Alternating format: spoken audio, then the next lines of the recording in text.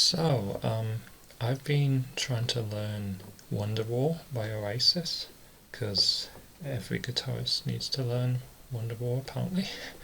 No, I like the song, but the tutorial I've been looking at requires a capo, and I don't have a capo, so I just made this little makeshift one. It's just using two pencils, two pegs, and this elastic band that keeps the yellow pencil in place.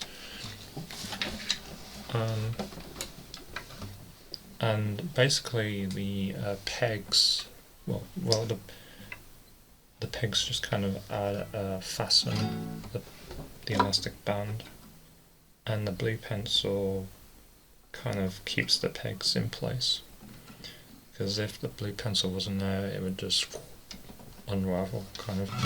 But yeah, it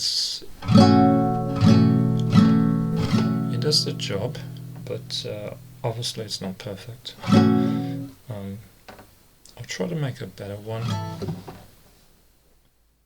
or of course I could just buy one obviously, but I like to save money when I can. But yeah, I'll buy one eventually. So yeah, I think it goes something like this.